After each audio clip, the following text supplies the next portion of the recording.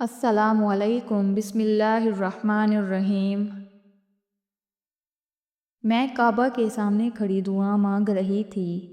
وہیں ایک لڑکا اپنی ماں کو حج کروانے لایا تھا اور وہ اسے کندھے پر بٹھائے طواف کروا رہا تھا۔ تبھی وہ عورت اونچی آواز میں دعا کرنے لگی کہ جلد ہی میرا بیٹا مر جائے۔ میں یہ سن کر کانپ گئی اور اس عورت سے پوچھا، تم اپنے بیٹے کے لیے بد دعا کیوں کر رہی ہو؟ تو اس نے جو کچھ مجھے بتایا، اس نے میرے پاؤں تلے زمین نکال دی، کیونکہ اس کا بیٹا دراصل ہر سال کی طرح اس سال بھی حج کے لیے جانے والے لوگوں کا بہت زیادہ رش لگا ہوا تھا۔ ہر طرف لوگوں کا ہجوم ہی ہجوم نظر آ رہا تھا۔ جہاں تک نگاہ دوہراؤ وہاں لوگ ہی لوگ نظر آتے تھے۔ کبھی کبھی میں سوچتی تھی کہ حج میں کتنی خوبصورت عبادت ہے جو دنیا کے تمام امیر غریب کالے گورے غرض ہر ایک میں فرق ختم کر کے رکھ دیتی ہے اور تمام لوگوں کو ایک ہی جگہ پر ایک ساتھ کھڑا ہونے کا موقع دیتی ہے، جس سے اس بات کا اندازہ ہوتا ہے کہ اللہ کے نزدیک ہر انسان برابر ہے، چاہے وہ امیر ہو یا غریب، کالا ہو یا گورا، بادشاہ ہو یا فقیر، سب اللہ کے نزدیک برابر ہیں اور حج جیسے فریضے کو انجام دیتے ہوئے سب ایک ساتھ کھڑے ہو جاتے ہیں۔ مجھے بھی کئی سالوں سے حج پر جانے کا شوق تھا۔ دل تڑپتا تھا کہ جب موقع ملے میں جاؤں اور حج کے لیے وہاں پہنچ جاؤں، لیکن وہاں تک جانے کے لیے میرے پاس اتنے وسائل نہیں تھے۔ میں معمولی سی گورنمنٹ ٹیچر تھی، تنخواہ بھی بہت کم تھی۔ بہت کوشش کرتی تھی کہ بچت کر لوں، لیکن پورے گھر کی ذمہ داری میرے ہی کندھوں پر تھی۔ میرے ابا معذور تھے، اس لیے کوئی کام کاج نہیں کر پاتے۔ گھر میں بہن بھائیوں میں سب سے بڑی میں ہی تھی۔ چھوٹی عمر سے ہی گھر کا خرچہ اٹھانا شروع کر دیا۔ پہلے میں اپنی پڑھائی کے ساتھ ساتھ ادھر ادھر نوکری وغیرہ کرتی، بہت سے اسکولوں میں پڑھایا، اور جب میری پڑھائی مکمل ہو گئی پھر میں نے ایک گورنمنٹ اسکول میں جاب کرنا شروع کر دی۔ معمولی سی تنخواہ دے رہے تھے، معمولی اس لیے کیونکہ ایک تو مجھے پورے گھر کا خرچہ اٹھانا تھا، دوسرا ہر گزرتے دن کے ساتھ مہنگائی اتنی بڑھتی جا رہی تھی کہ جتنے بھی پیسے ملتے کم لگتے تھے، لیکن گزارا تو کرنا ہی تھا۔ ساتھ میں ہی گھر میں محلے کے بچوں کو ٹیوشن بھی پڑھایا کرتی تھی۔ میرے باقی بہن بھائی بھی پڑھ رہے تھے، میری خواہش تھی کہ پڑھ لکھ کر وہ بھی اپنے پیروں پر کھڑے ہو جائیں۔ اماں چاہتی تھی کہ اب میری شادی کی تیاریاں شروع کر دیں کیونکہ میری عمر ہو رہی تھی، مگر وہ اس بات سے بھی پریشان تھی کہ گھر کا خرچہ میں ہی اٹھاتی ہوں۔ شادی کے بعد یہ سب کس طرح ہوگا، میں بھی اسی بات کو لے کر ہر وقت ٹینشن میں رہتی تھی۔ اماں سے میں نے کہہ دیا تھا کہ جب تک میرے بہن بھائی میں سے کوئی اس قابل نہیں بن جاتا کہ وہ اپنے پاؤں پر کھڑا ہو سکے اور اس گھر کا خرچہ چلا سکے، تب تک آپ میرے لیے رشتے دیکھنا بند کر دیں، میں تب تک شادی نہیں کر سکتی۔ اماں کہنے لگی کہ اگر میں نے وقت پر تمہاری شادی نہیں کی کوئی بھی رشتہ نہیں ملے گا۔ ویسے بھی ہر کوئی مجھ سے یہی پوچھتا تھا کہ آپ اپنی بیٹی کی شادی کب کریں گی۔ لوگوں کو لگتا ہے کہ میں تمہارا پیسہ کھانے کے لیے جان بوجھ کر تمہیں گھر پر بٹھائے ہوا ہے، لیکن حقیقت کیا ہے اس سے کوئی بھی واقف نہیں۔ میں نے اماں سے کہا کہ آپ لوگوں کی باتوں پر دھیان دینا چھوڑ دیں، لوگوں کا کام تو باتیں کرنا ہی ہے، کوئی بھی کبھی بھی ہماری مدد کے لیے آگے نہیں بڑھتا۔ ہمارا گھر ہماری ذمہ داری ہے اور آپ سب کوئی غیر نہیں ہیں، میرے اپنے ہیں، تو میں سب پر بوجھ کیسے ہوں؟ آپ لوگ میرا فائدہ کیسے اٹھا سکتے ہیں؟ آپ لوگوں کی باتوں کو مت سنا کریں، مجھے خوشی ملتی ہے اپنے گھر کا خرچہ اٹھا کر اور اپنے گھر کے لیے محنت کر کے۔ دوسروں کو ہمارے گھر کے حالات کبھی بھی سمجھ میں نہیں آ سکتے۔ جب تک ابا ٹھیک تھے تب تک وہ اچھے سے گھر چلا رہے تھے۔ میرے سمجھانے پر اماں نے کہا کہ ٹھیک ہے، لیکن تمہارے لیے رشتے تو ڈھونڈنا ہی پڑیں گے، ابھی منگنی کر دیتے ہیں اور بعد میں شادی کر دیں گے۔ میں نے اماں سے کہا کوئی بھی اتنی دیر انتظار نہیں کرتا، آپ پریشان نہ ہو جب شادی ہونی ہوگی اس وقت ہو جائے گی، ہو سکتا ہے کہ ابھی شادی ہونا میرے حق میں بہتر نہ ہو۔ میں نے اماں کو تو کسی نہ کسی طریقے سے منا لیا، لیکن محلے اور دیگر لوگوں کو کیسے میں بتاؤں؟ مجھے جو جانتے تھے یہاں پر مجھے دیکھتے اسی موضوع کو لے کر بیٹھ جاتے تھے کہ اگلے سال میں پوری 25 کی ہونے والی تھی اور اب تک میری شادی نہیں ہوئی تھی۔ لوگ اسی بات کو لے کر ایسے پریشان ہو رہے تھے جیسے اس دنیا میں اور کوئی مسئلہ ہی نہ رہا ہو۔ پہلے تو میں نے لوگوں کی باتوں پر کچھ بھی نہیں کیا، پھر میں نے بحث کرنا شروع کر دی۔ آہستہ آہستہ مجھے ان کی عادت پڑ گئی اور میں آگے سے صرف مسکرا دیتی۔ مجھے یہ سمجھ نہیں آتی تھی کہ سب لوگ شادی کو عمر سے کیوں مشروط کرتے ہیں، حالانکہ شادی کوئی بچوں کا کھیل نہیں ہے۔ ویسے بھی میرا ماننا تھا کہ ہمارے معاشرے میں شادی اس لیے نہیں کروائی جاتی کہ یہ ایک سنت ہے، بلکہ اس لیے کروائی جاتی ہے کہ یہ ایک رسم ہے۔ واقعی میں ہم نے اسے رسم بنا کر رکھ دیا ہے۔ اگر ہم اسے سنت سمجھ کر ہی کرتے تو شادی غیر شرعی حرکتیں اور رسمیں ہم شادیوں میں نہ کرتے۔ یہ ایک ایسی کڑوی حقیقت ہے جسے سن کر کوئی بھی برداشت نہیں کر پاتا۔ آج کل شادیوں میں تو ناچ گانا عام سی بات ہو گئی ہے۔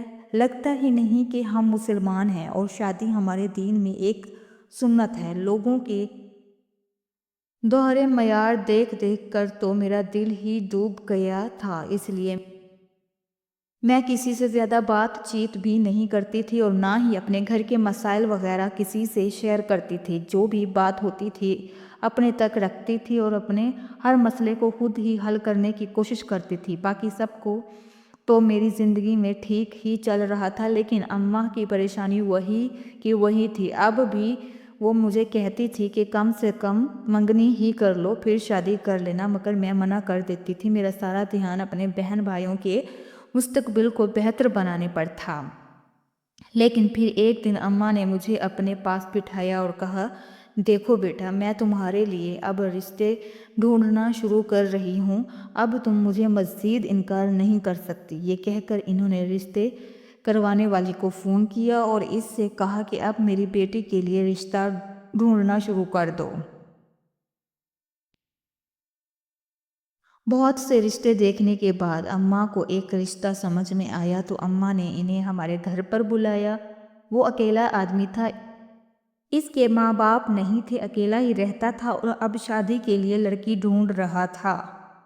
اماں نے اس کے ساتھ اپنے حالات صاف صاف بتا دیے اور کہا، ہماری بیٹی ہی اس گھر کا خرچہ چلاتی ہے، یا تو تم ابھی منگنی کر لو اور کچھ سال بعد شادی کر لینا جب تک میرے کوئی اور بچے کمانے کے قابل ہو جائیں، یا پھر اس سے شادی کے بعد بھی نوکری کی اجازت دے دو تاکہ وہ ہمارے گھر کا خرچہ اٹھا سکے۔ دیکھو بیٹا، تمہیں یہ بات بہت ہی عجیب لگ رہی ہوگی اور تمہیں لگ رہا ہوگا کہ ہم اپنی بیٹی کی کمائی کا کھانا چاہتے ہیں، لیکن ایسا نہیں ہے۔ میرے شوہر معذور ہیں اور مجھے بھی کوئی ہنر نہیں آتا، بچے چھوٹے چھوٹے ہیں، ہم میں سے کوئی بھی کما نہیں سکتا، میری بیٹی ہی ہے جو کما رہی ہے۔ وہ انسان بہت ہی اچھا لگ رہا تھا۔ اس نے اماں جی سے کہا، آپ فکر مت کریں، بلکہ میں خود بھی آپ لوگوں کی مدد کیا کروں گا۔ یوں اماں نے اس رشتے کو پسند کر کے رشتہ بھی پکا کر دیا۔ مجھے بھی وہ رشتہ پسند آیا تھا۔ ایک دو بار میں نے اس سے بات بھی کی اور وہ بہت ہی سلجھے ہوئے انسان لگ رہے تھے۔ یوں ہماری شادی کی تاریخ بھی پکی کر دی گئی۔ 2 مہینے بعد ہی ہماری شادی تھی۔ اتنی جلدی شادی، ایسا ہوا تھا کہ مجھے یقین ہی نہیں آ رہا تھا۔ شادی ہو جانے کے بعد بھی میں نوکری کرتی تھی اور گھر پر پیسے بھجواتی تھی۔ میرے شوہر نے کبھی بھی اس بات پر اعتراض نہیں کیا تھا، بلکہ کبھی کبھی تو وہ میری مدد بھی کر دیا کرتے تھے اور اس طرح سے مدد کرتے تھے کہ مجھے محسوس بھی نہیں ہوتا تھا۔ ان اچھائیوں کی تو میں گرویدہ ہو گئی تھی۔ شادی کے بعد وہ مجھے کچھ دن کے لیے گھمانے بھی لے گئے تھے۔ زندگی میں اتنی مصروف رہی تھی کہ کبھی بھی اپنے لیے وقت نہیں نکالا تھا اور نہ ہی کہیں گھومنے گئی تھی، اور نہ تو اسکول ٹرپ پر نہ ہی کالج ٹرپ پر، اور پہلی بار اپنے شوہر کے ساتھ ہی گھومنے کے لیے گئی تھی۔ وہ مجھے شمالی علاقہ جات میں لے گئے تھے۔ وہاں کی خوبصورتی دیکھ کر تو میں دنگ رہ گئی تھی کہ اتنے خوبصورت علاقے بھی ہمارے ملک میں موجود ہیں۔ مجھے ویسے بھی اپنے وطن سے بہت محبت تھی۔ مجھے تو ان لوگوں پر حیرت ہوتی تھی جو اپنے وطن کو چھوڑ کر چلے جاتے تھے۔ ایک دن میرے شوہر نے مجھ سے کہا، دیکھو میں جانتا ہوں کہ تم نوکری کر کے تھک جاتی ہو، اگر تم یہ نہیں کر پا رہی تو مجھے بتاؤ، میں تمہارے گھر والوں کا خرچہ اٹھا لوں گا۔ میں نے اپنے شوہر کو محبت سے دیکھا اور ان سے کہا، دیکھیں آپ کی بات میں سمجھتی ہوں اور یہ بھی جانتی ہوں کہ آپ کو میرا خیال ہے، لیکن وہ میرے گھر والے ہیں اور اماں کو یہ بات بالکل بھی اچھی نہیں لگے گی کہ آپ ان کا خرچہ اٹھائیں۔ ویسے بھی ہمارے گھر میں بڑے بھائی کا کالج اس سال ختم ہو جائے گا اور وہ ایک نوکری بھی ڈھونڈ چکا ہے، ادھر سے اسے اچھی تنخواہ مل رہی ہے، تو میں اپنی نوکری چھوڑ دوں گی۔ میرے بھائی نے خود بھی مجھ سے یہ بات کہی ہے۔ میرے شوہر یہ سن کر خوش ہو گئے اور کہنے لگے، یہ اچھی بات ہے، ورنہ تمہاری اماں بھی ہمیشہ اس بات پر پریشان رہتی ہے کہ تم کما کما کر دے رہی ہو، لیکن مجھے تم سے حد سے زیادہ پیار ہے۔ تم جس طرح سے اپنے گھر والوں کا خیال رکھتی ہو، میری زندگی میں ایک نعمت بن کر آئی ہو۔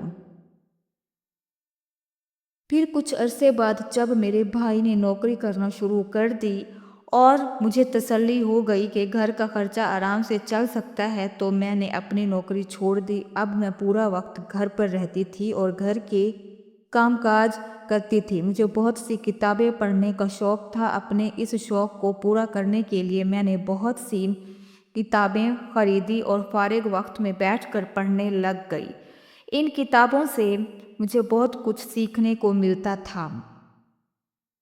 ایک دن میرے شوہر نے صبح دفتر جانے سے پہلے مجھ سے کہا، میں تمہیں آج ایک سرپرائز دوں گا، تم یقیناً بہت خوش ہو جاؤ گی۔ میں حیران ہو گئی کہ آخر وہ مجھے کون سا سرپرائز دینا چاہتے ہیں، ایسی کیا بات ہو سکتی ہے۔ پورا دن میں اسی بارے میں سوچتی رہی۔ مجھے بے تابی سے انتظار تھا کہ کب شام کو وہ دفتر سے واپس آئیں گے اور مجھے سرپرائز کے بارے میں بتائیں گے۔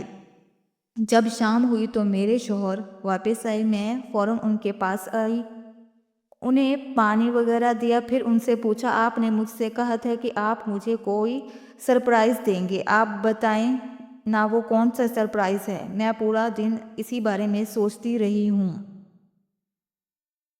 وہ سن کر ہنس پڑے اور کہنے لگے، تم بھی کتنی پاگل ہو، بچوں کی طرح چھوٹی چھوٹی چیزوں پر خوش ہو جاتی ہو۔ اچھا دیکھو، تم ہمیشہ سے حج پر جانا چاہتی تھی نا، تو میری کمپنی نے مجھے حج پر جانے کے لیے کہا ہے۔ سارا خرچہ کمپنی ہی اٹھائے گی اور ان لوگوں میں میرا نام بھی آیا ہے۔ اب تم تیاری کر لو، ہم جلدی ہی حج کے لیے جائیں گے۔ یہ سن کر میری خوشی کی انتہا نہ رہی۔ اتنے سالوں کا خواب اب سچ ہونے جا رہا تھا۔ میں نے اللہ کا بے حد شکر ادا کیا کہ اس نے ایک وسیلہ بنا دیا۔ میں نے کبھی سوچا بھی نہیں تھا کہ مجھے ایسا موقع بھی ملے گا۔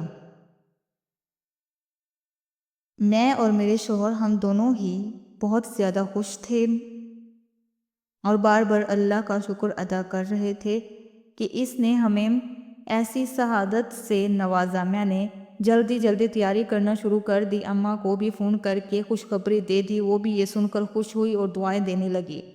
جلدی سے جانے سے پہلے ابا سے ملنے کے لیے گئی۔ ابا بار بار رو رہے تھے اور کہہ رہے تھے کہ میری بہت خواہش تھی کہ میں بھی حج پر جاؤں۔ میں نے ابا سے کہا، آپ اچھی امید رکھیں، ایک دن آپ کو بھی موقع ملے گا، میں آپ کے لیے بہت دعائیں کروں گی۔ سب سے مل کر ہم سب لوگ ایئرپورٹ کے لیے نکل گئے۔ مجھ سے تو اپنے جذبات سنبھالے ہی نہیں جا رہے تھے۔ جب ہم سعودی عرب پہنچے تو خوشی کے مارے میری آنکھوں سے آنسو نکل رہے تھے۔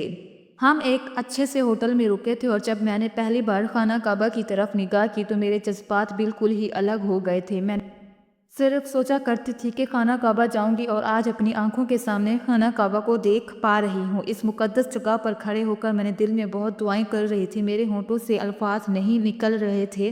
میں نے اپنے ابا کے لیے بھی بہت سی دعائیں کی، پھر ہم واپس ہوٹل میں آ گئے تھے۔ جیسے جیسے میں وہاں عبادت کرتی تھی ویسے ویسے میرا دل بہت سے دن نرم ہو جاتا تھا۔ میرا دل چاہ رہا تھا کہ کاش میں ساری زندگی یہیں پر رہ جاؤں۔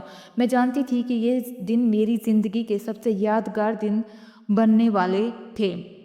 ایک دن میں خانہ کعبہ کے سامنے کھڑی اللہ کے حضور دعائیں مانگ رہی تھی، تبھی میں نے دیکھا کہ ایک نوجوان ایک بوڑھی عورت کو اپنے کاندھے پر بٹھائے طواف کروا رہا تھا۔ یہ منظر دیکھ کر مجھے بہت خوشی ہوئی کہ کتنا نیک بیٹا ہے، اپنی ماں کو کاندھے پر بٹھا کر طواف کروائے جا رہا ہے۔ لیکن پھر اچانک میں نے اس بوڑھی عورت کی آواز سنی جو بلند آواز میں دعائیں کر رہی تھی کہ اس کا بیٹا مر جائے۔ یہ سن کر میں کانپ گئی۔ کوئی ماں اپنے نیک بیٹے کے بارے میں ایسی بد دعا کیسے کر سکتی ہے، وہ بھی خانہ کعبہ کے سامنے؟ میں فوراً پریشان ہو گئی کہ آخر کیا ہوا ہے۔ یہ میرے لیے بہت حیرت کا مقام تھا۔ اس کے پاس موجود دیگر لوگ بھی اس عورت کو حیرت سے دیکھ رہے تھے کہ آخر اپنے بیٹے کے بارے میں ایسا کیوں کہہ رہی ہے اور اس کے لیے ایسی بد دعا کیوں کر رہی ہے۔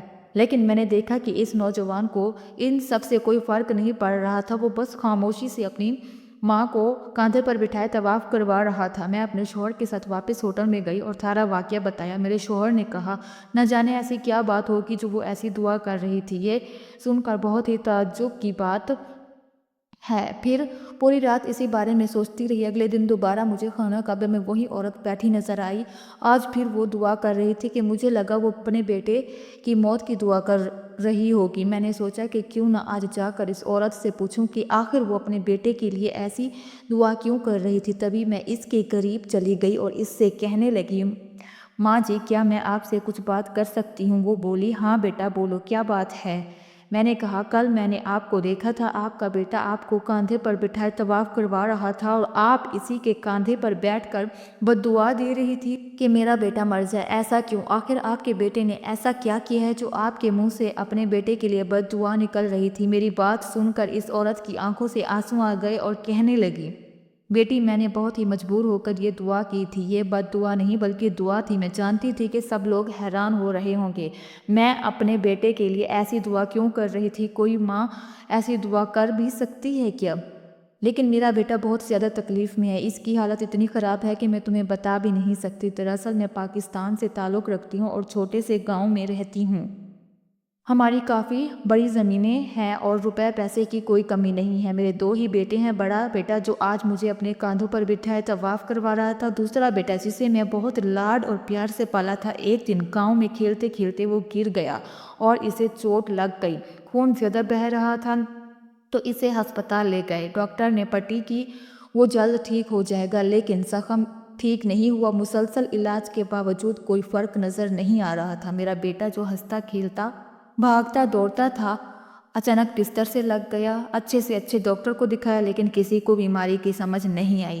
نہ تو وہ چل پھر سکتا تھا اور نہ ہی کچھ بول پاتا ہے۔ اس کی ٹانگ پر آنے والا زخم اتنا گہرا ہو گیا کہ پوری ٹانگ کاٹنی پڑی۔ ایسی عجیب بیماری میں داخل ہو گیا جسے کوئی ڈاکٹر بھی نہیں سمجھ پا رہا ہے۔ اس بیماری کی وجہ سے وہ پوری رات درد سے تڑپتا ہے، چلاتا ہے۔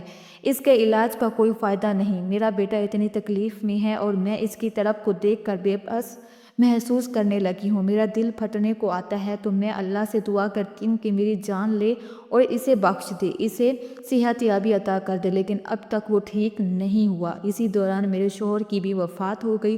اب تو میں بالکل تنہا ہو گئی ہوں۔ تبھی میں نے سوچا کہ کیوں نہ خانہ کعبہ آ کر اپنے بیٹے کے لیے دعا مانگوں کہ اللہ اسے صحت یاب کر دے۔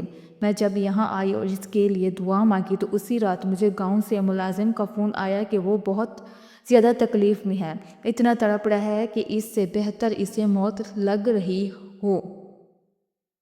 اس لیے میں نے اپنے بڑے بیٹے سے کہا کہ مجھے خانہ کعبہ کے پاس لے جاؤ، میں وہاں جا کر دعا کروں گی کہ اگر اس کے لیے موت بہتر ہے تو اللہ تعالیٰ اسے موت دے دے، لیکن اس کی تکلیف سے اسے نجات دے دے۔ دیکھو میں ماں ہوں اور ایسی دعا کر رہی ہوں اپنے ہی سگے بیٹے کی۔ میرا دل کتنا تڑپ رہا ہوگا یہ صرف میں جانتی ہوں، لیکن میں کیا کروں، میں مجبور ہوں۔ اس عورت کی داستان سن کر میری آنکھوں سے بھی आंसू निकल आए कि कोई माँ अपने बेटे, अपनी औलाद को इतनी तड़प और तकलीफ में कैसे देख सकती है। मैंने इस औरत को समझाया कि तुम उम्मीद का दामन हाथ से मत छोड़ो और अपने बेटे के लिए ऐसी दुआ मत करो, फिर इसकी सेहतयाबी की दुआ करो, देखना वो जल्द ही बिल्कुल ठीक हो जाएगा। फिर मैं जितने दिन वहाँ रही रोज़ाना इस बूढ़ी औरत से मिलती और इसे तसल्ली देती, खुद भी इसके बेटे की सेहतयाबी के लिए दुआ करती। जब हम वहाँ से वापस पाकिस्तान आने लगे तो इस औरत ने कहा कि तुम मुझसे मेरा फ़ोन नंबर ले लो और मुझसे राब्ते में रहना, हो सकता है कभी हमारी मुलाकात हो जाए। तुमने मेरा बहुत ही साथ दिया, मुझे बहुत हौसला और उम्मीदें दी हैं। मैं रोज़ाना अपने बेटे की सेहतयाबी के लिए दुआ मांगती रही हूँ। फिर हम लोग वापस पाकिस्तान आ गए। पाकिस्तान आकर इस औरत के बारे में अक्सर सोचा करती थी कि न जाने इसका बेटा अब कैसा होगा। जब से वापस आई हैं इसने एक बार भी रब्ता नहीं किया। मेरी भी हिम्मत नहीं हो रही थी कि मैं खुद इससे रब्ता करूं, क्या पता इसे ये बात अच्छी ना लगे। कुछ दिन गुजरने के बाद मुझे पता चला कि मैं उम्मीद से हूँ। जब ये बात मुझे और मेरे शोहर को पता चली तो हम दोनों खुशी से फूले नहीं समा रहे थे। इसी दौरान मेरे मोबाइल पर एक अनजान नंबर से कॉल आने लगी। मैंने कॉल उठाई तो पता चला कि दूसरी तरफ बूढ़ी औरत थी। वो मुझे खाना काबा में मिली थी। इसकी आवाज़ सुनकर तो मैं फ़ौरन खुश हो गई और इससे कहने लगी, आपका बेटा अब कैसा है। इस औरत की आवाज़ से मुझे खुशी महसूस हो रही थी। इसने मुझे बताया कि जब मैं हज से वापस आई और घर में अपने बेटे को देखा तो वो मुझसे पहले काफ़ी बेहतर था। न जाने किस तरह से इसकी बीमारी ख़त्म हो गई और अब बिल्कुल ठीक है और अपने पाँव पर भी खड़ा है और चल फिर रहा है। इसे तकलीफ़ भी नहीं होती। डॉक्टरों का कहना है कि ये तो मुआवजा हुआ है, कुछ ही वक्त में वो मुकम्मल तौर पर ठीक हो जाएगा। मैंने तुम्हारा शुक्रिया अदा करने के लिए कॉल की थी कि इस दिन अगर मुझे उम्मीद ना दिलाती तो शायद मैं अपने बेटे को खो चुकी होती। ये सुनकर मैंने कहा, ऐसी कोई बात नहीं, हमें कभी भी मायूस नहीं होना चाहिए और हमें अल्लाह से अच्छे की उम्मीद रखनी चाहिए। ये कहकर मैंने फ़ोन रख दिया और बैठकर सोचने लगी कि कभी कभी हम इंसान इतने मायूस हो जाते हैं, खुद को ही बेबस महसूस करने लगते हैं। अगर ऐसे वक्त में भी हम अल्लाह पर भरोसा रखें तो कोई ना कोई मुआवजा ज़रूर होता है। जब मेरे शोहर वापस आए तो मैंने इन्हें सारा वाक़या बताया और कहा कि बूढ़ी औरत की कॉल आई थी, अब इसका बेटा बिल्कुल सेहतयाब हो गया है, इसने हमें अपने घर पर दावत के लिए बुलाया है। मेरे शोहर भी राज़ी हो गए। फिर कुछ दिन बाद हम इस औरत के गांव गए। इसकी बहुत बड़ी हवेली बनी हुई थी। वो हमारे इस्तकबाल के दरवाजे पर पहले से खड़ी थी। इसने मुझे इतने प्यार से मदऊ किया था कि मैं मना नहीं कर सकी। हमारी ये मुलाकात बहुत ही अच्छी रही। अब अक्सर हम इससे मिलने जाते रहते हैं। अपनी ज़िंदगी में मैंने एक सबक सीखा है कि जहाँ अच्छे लोग होते हैं वहाँ बुरे भी होते हैं और लाजिम नहीं कि हर इंसान बहुत ही ज़्यादा अच्छा और मासूम हो या फिर कोई बहुत ही ज़्यादा बुरा हो, क्योंकि अच्छाई और बुराई हर इंसान के अंदर होती है। ये एक इंसान के ऊपर मुनहसर होता है कि वो अपने अंदर की अच्छाई को ज़्यादा बाहर लाए या फिर अपनी बुराई को, ये वो अपनी मर्ज़ी से इंतखाब करता है। फिर इसका अक्स भी ऐसा ही नज़र आता है। नाजरीन, मज़ीद इस तरह की सबक आमोज़ वाक़यात और कहानियाँ सुनने के लिए हमारी वीडियो को लाइक करें, शेयर करें और हमारे चैनल को ज़रूर सब्सक्राइब करें। अगली वीडियो तक के लिए इजाज़त दीजिए। अल्लाह हाफ़िज़।